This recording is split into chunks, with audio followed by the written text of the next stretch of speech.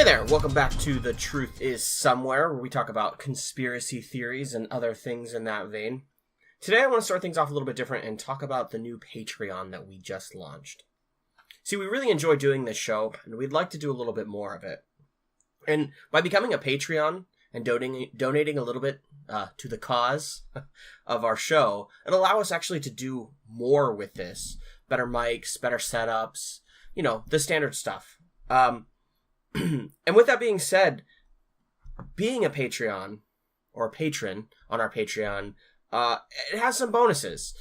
There's exclusive merch, and we're actually going to be releasing exclusive content on Patreon. I think you should check it out if you're at all interested.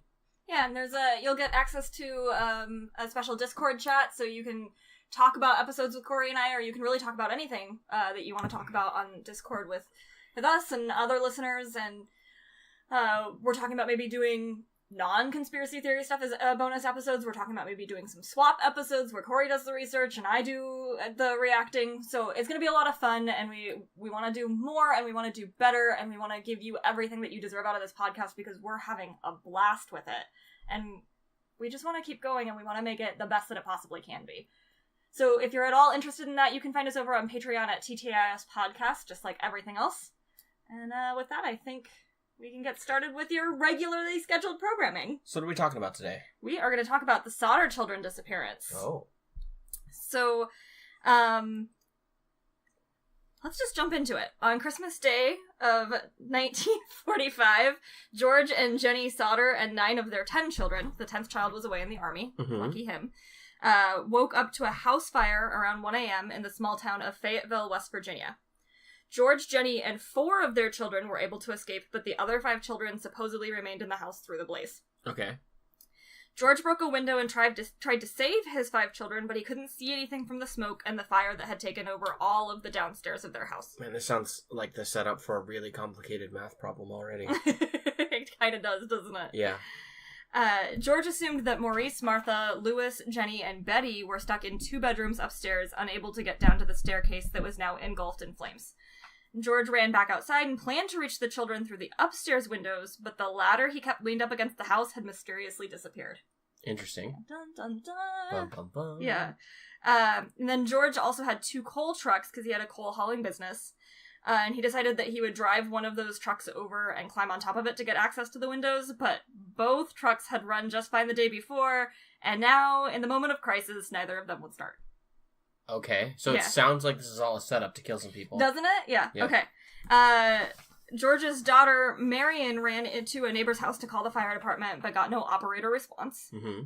And another neighbor who saw the blaze attempted to call from a nearby tavern, but also received no response. What year was this? Did you say that and I missed it? Yeah, 1945. Okay.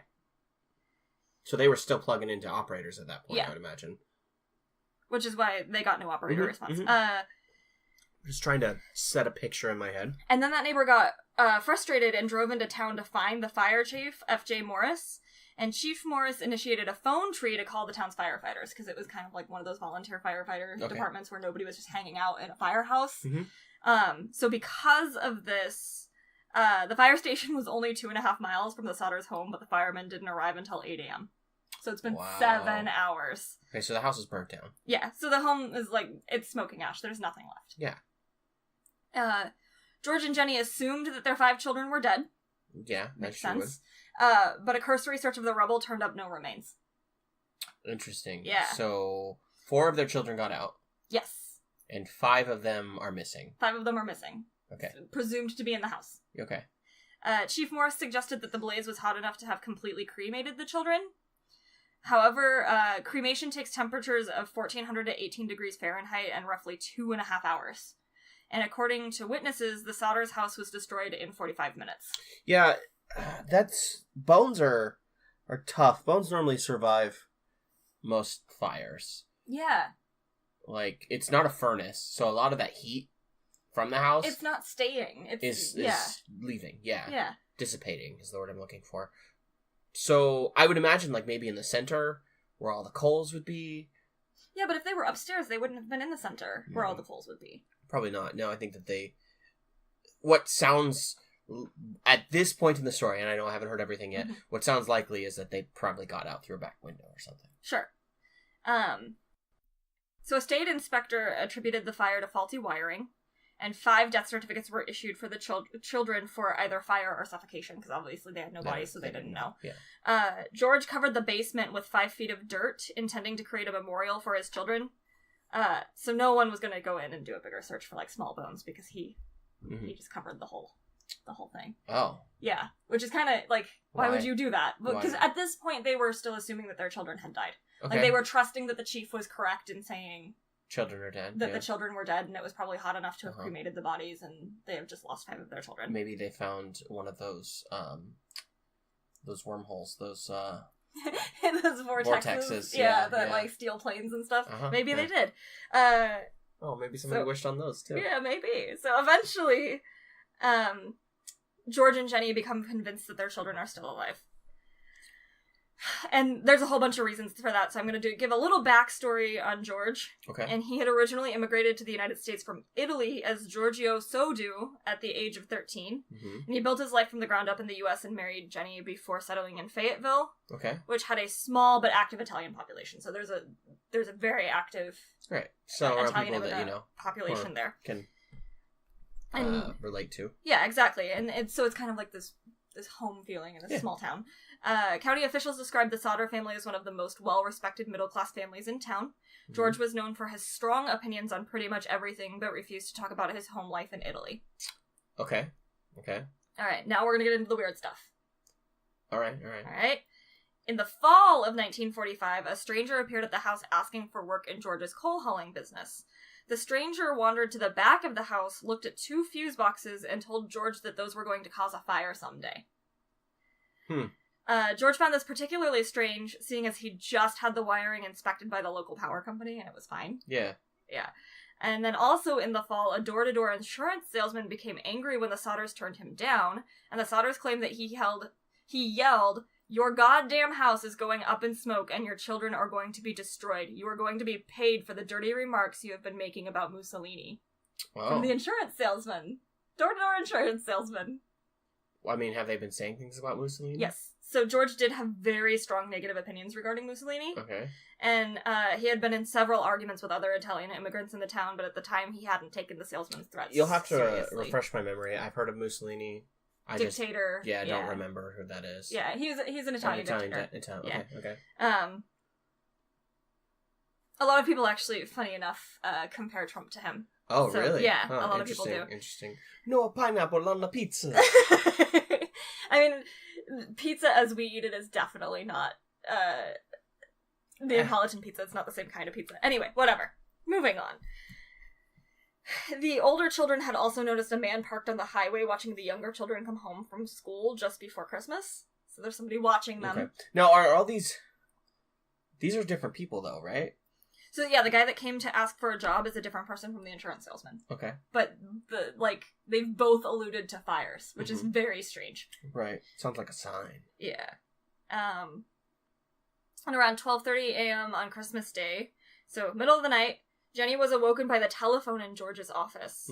And she got up to answer it and heard laughter and glasses clinking on the other end, and she told the person that they had the wrong number and hung up. Okay. And she noticed that the lights downstairs were on and the curtains were open and the front door was unlocked. And their daughter Marion was asleep on the sofa, and assumed that the rest of the children were upstairs. Okay, so at this point, she doesn't even know where her kids are, right? She just thinks she knows where they are. She assumes that they're all upstairs except for Marion, who's asleep on the couch. Okay. So she shuts down the house, and she goes back to bed. And then a lot of people wonder if the wiring had been faulty this close to the start of the fire, because it started around 1 a.m. Okay. How could all the lights have been on? At 1 a.m.? At 12:30. At 12:30. So half an hour before the fire started. Why is it that all the lights in the house were working just fine if it was faulty wiring that triggered the fire? Well, I mean, sure, faulty wiring could happen in a second, though. A spark could change everything. It could have been, 15 minutes, 5 minutes before. I don't know. What was next to the I'm totally brain farting. I don't know where the spark started even. So right, no. And I'm assuming they're all using it's AC. They're connected to a grid, right? I don't know. Oh, well, did you? At this point in time, I'm pretty sure everything was converted to AC. Yeah. I don't know. All I know is that they tried to say it was faulty wiring that caused the fire. That's all I know. Okay. I mean, which is a logical thought. Mm-hmm. A half hour before, I guess, feasible that they could have been having issues at that point, but a spark can start a fire in a moment. Right. Yeah. So as Jenny was dozing off, she heard a thump and a rolling sound on the roof. Mm-hmm. And it didn't happen again, so she drifted to sleep, only to be awakened by the smell of smoke. Okay. A telephone repairman told the Sodders that their telephone line to the house had been cut, rather than just damaged in the fire. Oh. So it had to have been cut after she got that phone call. Yeah? Yeah, from the wrong number. Yeah. Yeah. What time did that happen at? Was that? 12:30. That was at 12:30. Yeah. Who calls that late? Yeah, right? It kind of seems like, were they checking to make sure the family was home? Yeah, that's what it seems like. Because it was Christmas Eve, so maybe they were somewhere else celebrating. They could have been at a family member's somewhere else. And then the phone line was cut. Mm-hmm. So, and then a witness claims that they saw a man leaving the fire scene with a block and tackle, which are used for removing car engines. Okay, which would explain why the cars wouldn't start. Yeah, why his two coal hauling trucks wouldn't start when they were perfectly fine the day before. Sure. And one day, Sylvia found a hard rubber object in the yard outside the ruined house. It's one of their children. And Jenny remembered hearing the thump and rolling on the roof. Sure. So they're thinking that this hard rubber object was the thump that she heard. And George concluded that this object was a napalm pineapple bomb. I don't know how he concluded that. There was nothing in anything that I read that explained how he came to that conclusion. But that conclusion was reached, that it was a napalm bomb. Okay, that's interesting. Were there any pictures of that, or? Not that I saw in the article I used. I used a Smithsonian article. Yeah, I don't know anything about napalm pineapple bombs. I would imagine. I mean, that definitely makes it sound very planned. Yeah, this was a planned attack. It wasn't just a Molotov cocktail. It was very, you don't just come across something like that. Right, that's what I was thinking. I was like, how did he just come to that conclusion? How did he know what one of those looked like? Well, or what it was, yeah. This was John, you said? George, the dad. Yeah, Giorgio, that's right. Yeah. He figured out what it was. Interesting. I mean, he could have gone to the library. Yeah, I guess so, yeah. That's true. People used to go to libraries to look at things up and right. I mean, theoretically, you could have gone to the library. I mean, in today's world, we could go to the library, or we could, just log on Google search and take a look. Yeah. But if he's got an idea of what it could possibly be, sure. He's probably gonna have a bit of an aimed search, make it a little bit easier to find something. Because if they're suspecting at this point that there was some sort of foul play involved, which you would be if somebody told you that your phone line had been cut, and then somebody was leaving the scene with something that could have disabled your trucks that were working just fine before. Mm-hmm. And the ladder that you usually had leaned up against your house mysteriously went missing the night that your house caught on fire. Right. That's all some crazy shit, right? Mm-hmm. And then within a week of the fire, there were 2 sightings of the children within a 50-mile radius. Of the 5 children that were missing. Okay. So, is it believed that they were potentially kidnapped, or were they part of it? No, nobody thinks that they were part of it. They think that either, they were kidnapped, or, a family friend took them. Something along those lines. Okay. The first sighting was in a tourist stop between Fayetteville and Charleston. Mm-hmm. And the owner claims to have served the children breakfast the day after the fire. And another woman at a Charleston motel claimed that the 4 of the 5 children were staying with 2 women and 2 men of Italian descent about a week after the fire, and she didn't see the 5th child. In 1947, George and Jenny sent a letter to the FBI asking for help. Okay. They received a letter in return from J. Edgar Hoover himself, telling them that this was a local matter and out of their jurisdiction, but that the Bureau would be happy to help if the local authorities gave them permission, but both the fire and the police department in Fayetteville declined the offer.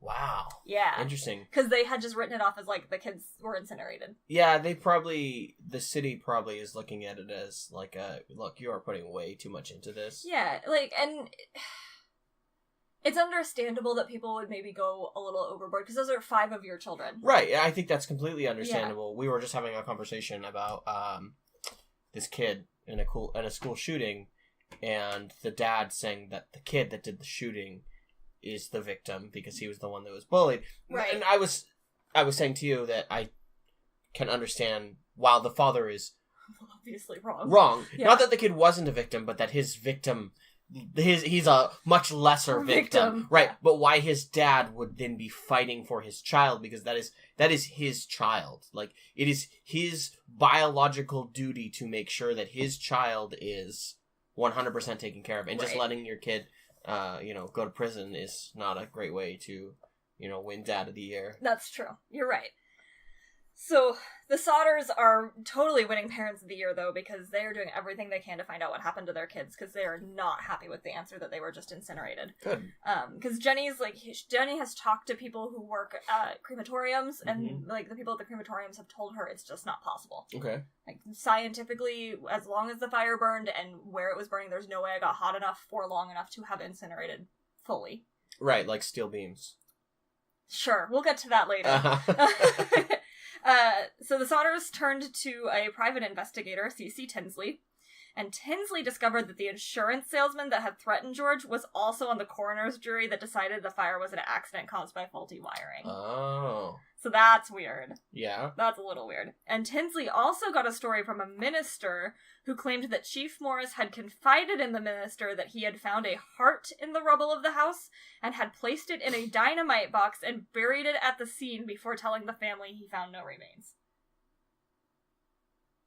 He found a heart? A heart. Like a he human claims heart? a human heart, and instead of being like, oh look, a heart of probably one of your 5 children, he put it in a dynamite box and buried it, and then told the family that there were no remains. Oh. How do you just find a heart? I don't know. But wait, there's more. Tinsley persuaded Morris to show him the spot, and they dug up the box together. Uh-huh. And they took it to the local funeral director, who examined the, quote, heart, and said it was nothing but beef liver that was untouched by the fire. Yeah. Yeah. Sounds like some loons that are trying to get people. So was this... It sounds like it may be an elaborate way to kidnap some kids. Right. So rumors later circulated that Morris had bought the beef liver to this... purchased and brought the beef liver to the scene and buried it in hopes that finding some remains would stop the family from investigating. Yeah. And over the next few years, tips continued to come in, and the Sodders had the site excavated. During this excavation, they found several shards of vertebrae, which were sent to the Smithsonian Institute. And the Smithsonian report said this about the bones, quote, "The human bones consist of 4 lumbar vertebrae belonging to one individual. Since the transverse recesses are fused, the age of this individual at death should have been 16 or 17 years. The top limit of age should be about 22, since the centra, which normally fuse at 23, are still unfused. On this basis, the bones show greater skeletal maturation than one would expect of a 14-year-old boy, the oldest missing Sodder child. It is, however, possible, although not probable, for a boy 14 and a half years old to show 16 to 17 maturation." Okay. So the Smithsonian's like, not likely that this is one of your kids. Sure. This is much older than any of your that, kids. That sounds to be the case, yeah. And then the report also stated that the bones showed no exposure to fire. So they were another planted. Oh, or they were just underneath the ground far enough that the fire didn't affect them. Sure. The Smithsonian also noted that given how long the fire burned, the excavation should have revealed 5 full skeletons rather than just pieces of 4 vertebrae from one person. And they concluded that the bones must have been in the dirt that George purchased to fill in the basement. That's exactly what I was thinking. Like, they were already there. So the Sodders offered a $10,000 reward for any information leading to them finding their children, and they erected a billboard on Route 16 with pictures of the children on it. Okay. In 1968, Jenny received an envelope postmarked in Kentucky with no return address. The envelope contained a photo of an adult male with the note, "Louis Sodder, I love brother Frankie, Illil boys, A90132 or 35. It's not clear. You can't tell if it's 32 or 35. Okay. On the back. So that was written on the back of this photo. So it's supposedly a photo of their now adult son, Louis. Okay, and how long was it? How much later was it that they got this picture? 68. So that would be 23 years. Okay. Yeah. The person in the photo actually does bear a very striking resemblance to Louis. And George and Jenny hired another private investigator who they sent to Kentucky, and they never heard from him again. Oh. The private investigator? Yeah. Oh, so this private investigator went missing. Yeah. Okay. Because he went looking for Yeah. Louis Sodder as an adult. And they feared that if they publicized the photo, Louis would be hurt, so they didn't ever put it out there at that time. George and Jenny continued to search for their missing children until their deaths in 1968 and 1989, respectively. Okay. The children and grandchildren continued to search for their family members and developed theories about what could have happened to them. Yeah, Yeah.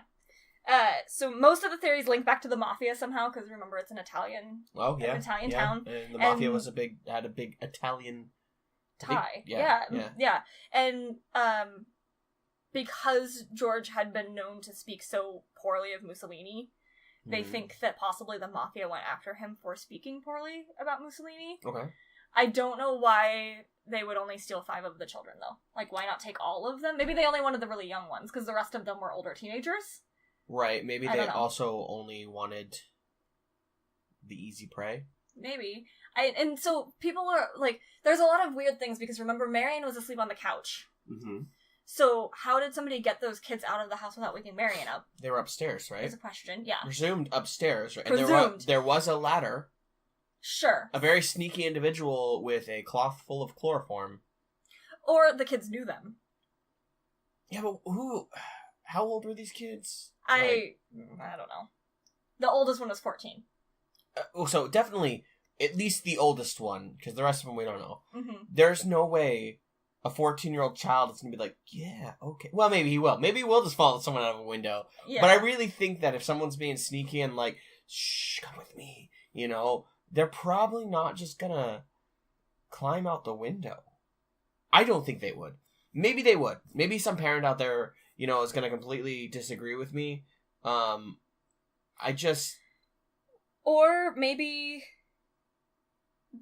Because... So, Jenny got up at 12:30, right? Uh-huh. And she assumed that the rest of the kids were upstairs. Mm-hmm. But maybe somebody had come before that, before all the kids had gone to bed. And taken them from downstairs. That's true. I still just don't understand how a 14-year-old... Right, no, you're... At that point, I a 14-year-old has a brain. But if they know the person, if it's like Aunt Susie from down the street... Oh, yeah. Like, I got Christmas presents for you. At what time, though? Well, that's the thing, we don't know. We don't know... Technically, we don't know when the children actually went missing, because they vanished. They're gone. I know, and they have literally never been found. I would be, again... really surprised if Mom wasn't like, make sure you're in bed by this time, and made sure the kids were in bed. It's Christmas, though. It's Christmas Eve. And, like, the kids are on a break. They're not... Christmas Eve. Yeah. Exactly. Sure, so it's like, go to bed so that Santa can come. I gotcha. Yeah. There's also theories about, how maybe George had been asked to join the mafia. Like, maybe the town had a large mafia, seat, and he said no. And you don't just say no to the mafia, right? Sure. And because he was such a respected and prominent, like, businessman in the town. I mean, the fact that he was able to offer a $10,000 reward for information, finding his children, that says a lot about, his position. Yeah. Yeah. So, like, everything ties back to the mafia as far as the theories go. So, but it's definitely weird, because if you look at all of the evidence as it's added up that's collected by the family and by the private investigators hired by the family, it definitely seems like there was some sort of collusion, like, town-wide to maybe kidnap those 5 kids for some reason. Yeah. Or to like, I definitely think it was arson. I don't think that house burnt down from faulty wiring. No, I mean, too many things. Too many things added up. The fact the cars didn't start, the fact the ladder was missing, the phone cord, people saying, no, it looks like it was cut, not damaged by the fire. That stuff doesn't... There was, I think, pretty obviously malicious intent. Yeah. To burn that house down. And, like, the beef liver thing is really strange. Yeah, the beef liver. I mean, that is such a tiny little point in this. That seems like a... It's so weird, though. Like, it's super extra weird. It's somebody trying to... I don't know why you would go bury Would you throw off the... What is it, like, try... Well, why would your fire chief try to throw off the investigation? Or, well, because unless he he's was involved. part of the mafia. Because he's part of the mafia and they lit the fire, right? Yeah. Or maybe the other thing that I saw a little bit was that, maybe George was involved somehow, because he so quickly went and bought dirt and buried the basement to create a memorial for his 5 children. And then to spend the rest of his life to look for his children? Yeah. Maybe to, like, throw people off that he was maybe involved. I mean, maybe he was very quick to assume, look, I got out what I could, my children are dead. Yeah, maybe. And I'm going to do what I can to honor them. Sure. And then he and his wife were, like, sitting around the kitchen table one day, and they were like, remember this weird thing that happened? And then this weird thing that happened? And they were like, oh my god, our kids are probably still out there somewhere. Yeah. Maybe, yeah. There's a really great Reddit forum called Unresolved Mysteries. Uh-huh. And so I troll around that a lot when I'm researching this kind of stuff, because there's a million threads on all sorts of stuff and people putting in their opinions. And I read on that subreddit that one of the older boys remembers calling out to the other kids and being like, we have to get out because the house is on fire, and the other kids responding. So that leads people to believe that the kids were definitely in the house when it happened, and probably they really were just incinerated. Yeah. But then, like, other people are like, well, maybe he doesn't, like, he thinks he remembers people. Yeah, that's exactly what I was thinking. Like, he probably remembers calling out and then never actually registering whether they responded. Yeah. And he's so traumatized after the fact that he's like, no, they definitely responded. Yeah. But then there's also a story where he claims that he absolutely went in and, like, shook his siblings awake to get them to come out of the house, and then they just didn't follow him out. But that, again, that's another thing of, like, well, did he actually do that, or is he implanting false memories for himself because he's so traumatized of the fact that, like, he didn't do what he should have done as the older brother? Right, and then just kind of has planted those memories for himself. Because people who are subjected to great trauma will, like, create memories to try to make things better for themselves. Sure. So that's the other thing. So maybe he did call out and nobody actually responded, and he just ran for it because your house is on fire and that's what you do. You run for it. Right. I don't know, that's tough. I think neither one of those, there's enough information on that. And I really don't think those kids were in that house. Because I really don't think that house burned hot enough, long enough, for there to have been, like, nothing. Yeah. Nothing of them left. Like, even the Smithsonian was like, the amount of time that house burned, you should have had 5 full skeletons. I don't think they were in that house either, because, not before the fire, not during the fire. Yeah. Because I think if that ladder was gone, weird. There's really only there's 1, maybe 2 ways, maybe 3 ways out of the house, and everyone's gonna probably see you come out of that place. Yeah. Unless you take the back door and you run, and but then the assumption is that they were trapped in the house. But then, like, none of the stuff I read said anything about hearing children screaming from inside the house, because, like, don't you scream if you're burning alive? I don't know. I think I would. Sure, but can you hear someone scream over a roaring fire? Maybe, yeah, that's true. And then there's the fact that it took 8 hours. No, 7 hours. 7 hours for the police, or not the police, but the fire people to get there. And the operators didn't respond when they called. What a bunch of shit. Well, the operators didn't respond because their lines were cut, right? No, they called from other houses in the neighborhood and from a tavern in the neighborhood. That sounds like that. Well, like you mentioned in the beginning of it, like, the town had a very big Italian... Very active Italian community. Which could have been a very... Mafia-centralized community. Right. You know? And when the boss says you don't respond, you don't respond. Right. So it's crazy. Like, there are too many strangely convenient things, like, oh, the truck doesn't work, oh, the ladder is missing, oh, the telephone line was cut, oh, the operators don't respond from other phones that work just fine. Yeah. Like, oh, it still took them 7 hours to get there, even though we found the fire chief and they're only 2.5 miles away. Like, that's just... And then for the fire chief to just be like, oh, they must have just incinerated, no big deal. And then the guy who had threatened for their house to go up in smoke and their children to be destroyed turns out to be the same guy that's sitting on the coroner's jury that says, oh yeah, this was an accident. Like, that is just too much. It is. I think, like I said, I think that it's pretty apparent that the fire itself was... Arson. Like, that was definitely malicious. That was definitely done on purpose. The real mystery is the kids. Where'd those kids go? And there were sightings, but the problem is when kids go... They've never popped up? No. They've never contacted their remaining family members. And so there's, like, the debate Brainwashing. going of, like, maybe they were afraid that their family would be hurt if they reached out, or they would be killed if they reached out, or maybe because some of them were young enough that they just, like, forgot. I don't know. Yeah, they could have just put those memories behind them. Sure. They could have also, been brainwashed. Yeah.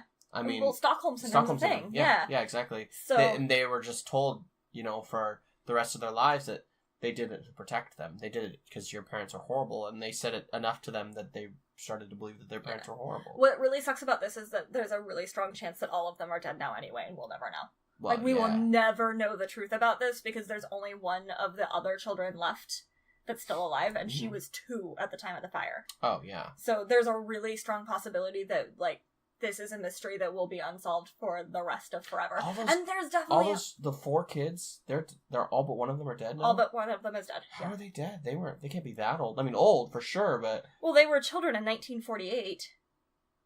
Right. I mean... So like, 70... my dad was born in 48. So my dad's 70. Okay. So if they were, like, they're older than that... I guess. I would think they would be at the cusp of death, not at death. So Sylvia would be 72. Okay. Right now, and she was the youngest. Yeah, so everybody would have been yeah.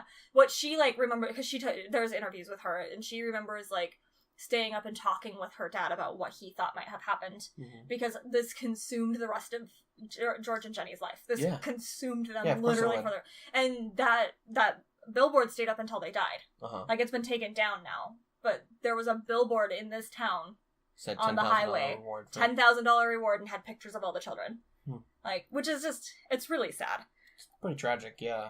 And Sylvia, she still believes that her siblings were not in the house and didn't die in the fire. But there's a lot of people who were like, this is not a mystery, and everybody's getting caught up on all these red herrings, and these kids really just did die in the fire, and the fire did burn hot enough long enough that they were just incinerated, because that's the answer that makes the most sense. It does. It just, I kind of believe that this one's definitely a conspiracy. Like, yeah, right? I mean, all the kids were in the exact same place, and it burned hot enough in all of that.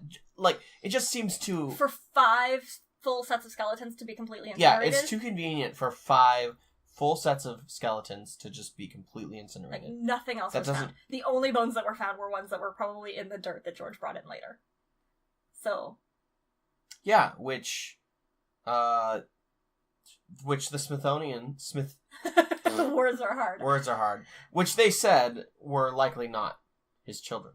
Yeah, they said it's possible, or it's probable, but really not possible. Not likely. So that would, and they said, like, there should have been 5 full skeletons. Like, the Smithsonian full out said, like, there's no way, with as long as this fire burned, that you would not have 5 full skeletons.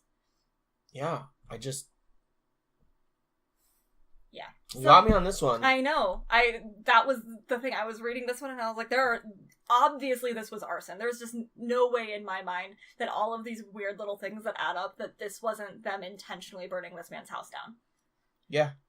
I just don't know why they took only 5 of the children and not Hell, all 9 of them. The telephone cord alone. Yeah. Makes me go, yeah, this was arson. If someone was like, yeah, this was clearly cut. And not damaged damaged in the fire. Yeah. This is... Someone burnt your house down. That alone makes me go, yep, someone burnt your house down. And the trucks don't work, and the ladder's missing. And then there's all of that. There's so much. So, I kind of think that the children were probably right that the mafia was somehow involved. Yeah. And George pissed some people off, because he didn't like Mussolini. Fucking Mussolini, right? Alright, well... There you have it. I've got a conspiracy that actually convinced Corey. That there's a conspiracy. That's crazy. I know. Yeah, I've got one that Corey's like, oh yeah, no, there's a conspiracy here. Yeah. Which is cool. I mean, cool. You definitely have... I definitely see why some are conspiracies, but I think most of them are nut jobs. No, you don't. This one is like something dirty went down. Right. Yeah. Yeah. All right. So you can find us on Twitter, Facebook, and Instagram at TTIS Podcast. Also on Patreon at TTIS Podcast. You can buy merchandise. TheTruthIsSomewhere.threadless.com. You can see our show notes at thetruthisomewhere.com, and you can email us if you have any suggestions or questions or whatever for us, and that's thetruthisomewherepodcast@gmail.com. And the truth is somewhere, guys. Keep looking for it.